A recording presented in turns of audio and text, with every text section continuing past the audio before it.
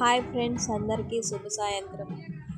మేమైతే శివాలయం అయితే వెళ్ళాము మా ఫ్యామిలీతో కలిసి. ఈ శివాలయం అయితే కోడూరు బీచ్కి వెళ్తాం కదా, అల్లీపురం దగ్గర రోడ్డు పక్కన అయితే ఉంటుంది. ఈ శివాలయం దగ్గర కార్తీక పౌర్ణమి రోజు దీపాలు వదులుకోవడానికి పక్కనే కాలువ ఉంటుంది, చాలా బాగుంటుంది. మేము అందరం అక్కడ దీపం పెట్టేసుకున్నాకైతే స్వామివారి ఉత్సవం జరుగుతుంది. ఇక్కడ కోలాటం అదంతా వేస్తున్నారన్నమాట. దీపం పెట్టేసిన తర్వాత కొద్దిసేపటికైతే మేఘావృతం అయిపోయింది. పైనుంచి చినుకులు అయితే స్టార్ట్ అయిపోయినాయి.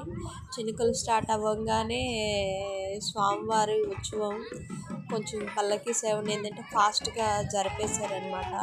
ఎందుకంటే అక్కడ జనం ఎక్కువ ఉన్నారు కదా, మళ్ళీ వర్షం పడిందంటే చిన్నగా అయితే చినుకులు అయితే స్టార్ట్ అయిపోయినాయి. త్వరగా అయితే పల్లకి సేవను అయితే ముగిచ్చేస్తున్నారనమాట. అక్కడైతే కోలాటం అయితే వేస్తున్నారు, కానీ వాళ్ళని పక్కన కూర్చోపెట్టేశారు. ఎందుకంటే ఇంకా పెద్ద వర్షం అయితే ఇంకా జనాలందరూ ఇబ్బంది పడతారని చెప్పనేసి.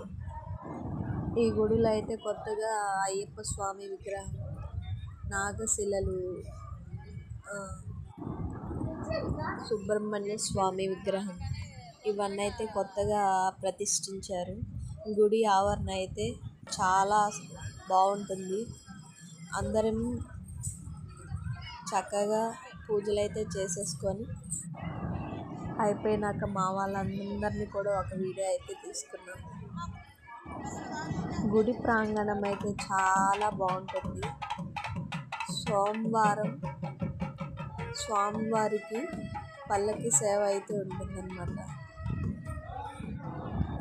ఫ్రెండ్స్, మీరు ఎవరైనా ఈ గుడికి వెళ్ళుంటే కామెంట్ చేయండి. వెళ్ళని వాళ్ళు ఉంటే వెళ్ళండి. గుడి అయితే చాలా బాగుంటుంది. కార్తీక మాసం అయితే స్పెషల్ అన్నమాట. ఇక్కడ జనం కూడా ఇసుకేస్తే రాలనంత జనం వస్తారు.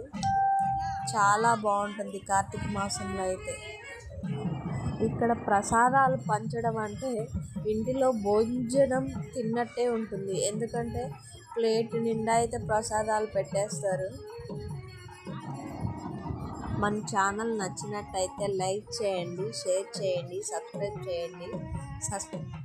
సబ్స్క్రైబ్ చేసుకోవడం మర్చిపోకండి. మళ్ళీ మీ ముందుకు మరిన్ని వీడియోస్తో రావాలని ఆశీర్వదించండి. Please subscribe friends. బాయ్.